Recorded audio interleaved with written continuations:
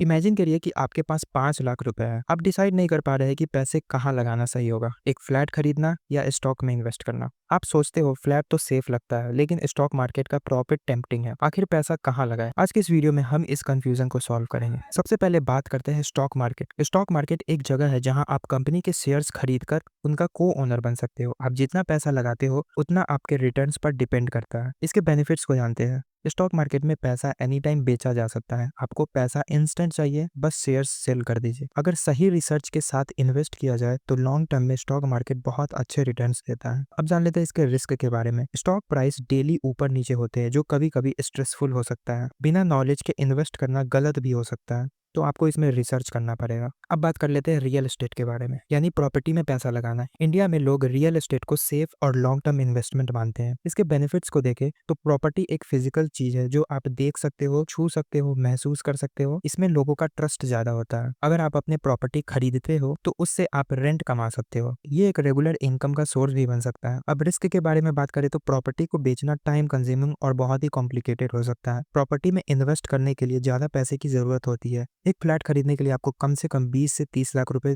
चाहिए। अब दोनों ऑप्शंस को कंपेयर कर लेते हैं, जो आपको हेल्प करेगा डिसीजन लेने में। सबसे पहला है इन्वेस्टमेंट अमाउंट। स्टॉक मार्केट में आप 500 से शुरू कर सकते हो, लेकिन अगर आपको रियल एस्टेट में इन्वेस्ट करना है तो आपको कम से कम 10 से 20 लाख रुपए की जरूरत पड़ेगी। स्टॉक मार्केट में आपको हाई रिटर्न मिल सकता है, लेकिन ये बहुत ही रिस्की होता है। रियल एस्टेट में जो रिटर्न है वो मॉडरेट रहता है, लेकिन ये रिस्क कम होता है, यानी कि स्टेबल होता है। तीसरा है लिक्विडिटी। स्टॉक मार्केट में हाई लिक्विडिटी रहता है, मतलब आप जब चाहे शेयर्स को बेच सकते हो और अपने पैसे निकाल सकते हो। और रियल एस्टेट की जो लिक्विडिटी होती है वो कम होती है, यानी कि इसको बेचना बहुत ही कॉम्प्लिकेटेड और टाइम कंज्यूमिंग होता है। और फोर्थ नंबर है नॉलेज रिक्वायरमेंट। आपको स्टॉक मार्केट की नॉलेज हाई होनी चाहिए अगर आपको अच्छे से इन्वेस्ट करना है तो। और रियल एस्टेट में आपको उतना नॉलेज नहीं चाहिए होता है अगर आपको रियल एस्टेट में इन्वेस्ट करना है तो। अगर आपके पास लिमिटेड बजट है और आप शॉर्ट टर्म या मिड टर्म के लिए सोच रहे हैं तो स्टॉक मार्केट बेटर ऑप्शन है।